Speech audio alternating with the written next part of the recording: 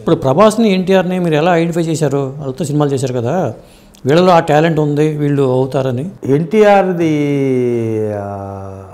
Student number 1 shooting మా ఇంట్లో జరుగుతుంది. 2 రోజులు ఇక్కడ షూటింగ్ చేశాను.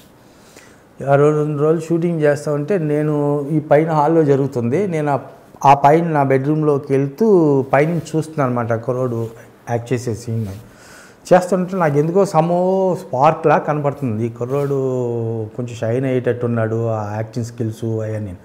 అప్పుడు నేను అయ్యప్ప మాల్లో ఉన్నా, అయ్యప్ప మాల వేసుకుని చూస్తూ ఉన్నా.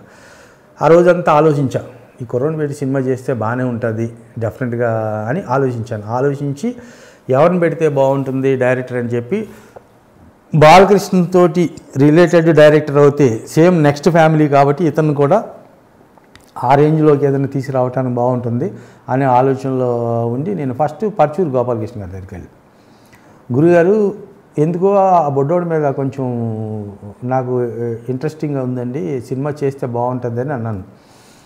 అది చంద్రరామయ్య చంటియాడు అని ఈ గోపాలకృష్ణ గారు అన్నారు. అన్న తర్వాత నేను గోపాల్ దగ్గరికి వెళ్ళాను. గోపాల్ అతనితోటి ఎన్టీఆర్ తోటి సినిమా చేద్దామంటేనే, గోపాల్ నీకేమన్నా పిచ్చా ఏంటి, బడ్జెట్లు రేపు ఎంత అవుతుందో తెలియదు, అప్పటికి గోపాల్ నరసింహనాయుడు ఇట్టించి కూర్చున్నాడు. అవును, నరసింహనాయుడు ఇట్టించి కూర్చున్నాడు. అతని మీద ఎలా వర్కౌట్ అవుతుంది అంటే నీకు బడ్జెట్లో అయిన వర్కౌట్ కాదు అంటే, లేదు గోపాల్ చేద్దాం గోపాల్ అని ఆ రకంగా నేను గోపాల్ని ఒప్పించిన తర్వాత పర్చూరు బ్రదర్స్ గోపాల్ అందరూ కూర్చున్న తర్వాత గోపాలకృష్ణ గారు ఒక కథ చెప్పారు.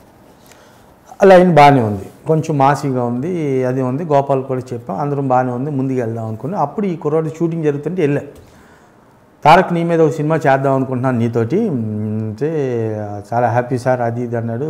ఎవరు డైరెక్టర్? బి గోపాల్ అన్నాను. కట్ చేసి కుర్చీలో లేడు మనిషి, ఎక్కడున్నాడని ఎదుగుతుంటే అంత ఎత్తే ఎగిరేడు జంపు. అసలు బి గోపాల్తో నాకు సినిమా ఏంటంటే, ఎందుకంటే సమరసింహారెడ్డి సూపర్ హిట్ ఇచ్చాడు, continuation Narasimha Reddy super duper hit ఇచ్చేసాడు. ఇతనికి ఇంకా స్టూడెంట్ నెంబర్ 1 రిలీజ్ కాలా. అంటే అది అప్పుడు ప్రపోజల్ లేదా? ఈ రిలీజ్ అప్పటికి షూటింగ్లో ఉన్నారు తప్పితే రిలీజ్లు కాలేదు. అది రిలీజ్ కాలేదు. దాని మీద అతను బి గోపాల్ డైరెక్టర్ అనేటప్పటికి ఇంకెక్కడో ఉన్నాడు. అప్పుడు ఆది డైరెక్టర్ అంటే అతను చిన్న స్టూడెంట్ నెంబర్ 1 డైరెక్టర్ అంటే అది ఫస్ట్ డైరెక్టరేగా. అంతేగా. ఇవాళ రాజమౌళి వేరు, ఆ రోజు రాజమౌళి వేరు. ఇవాళ వినాయక్ వేరు, ఆ రోజు వినాయక్ వేరు. ఆ రోజు బి గోపాల్ వేరు, వీళ్ళు వేరు కదా. ఆ రోజు బి గోపాల్ సెన్సేషనల్ హిట్లో ఉన్నాడు డైరెక్టర్గా. ఒక రకంగా మరి ఎన్టీఆర్తో సినిమా చేస్తాం అనేది అతని రేంజ్కి అతని కిందకి దిగొచ్చి సినిమా చేసినట్టేగా వాస్తవం చెప్పుకోవాలనుకుంటే. ఆ బడ్జెట్లో పెద్ద హీరోలతో సినిమా చేస్తున్న టైంలో చెప్తే ఒక్కసారి ఎగిరి గంతేసాడు. కట్ చేసి రోజున ఇంటికి వచ్చేవాడు. సార్ గోపాల్ గారితో సినిమా, ఎప్పుడు గోపాల్ గారితో సినిమా.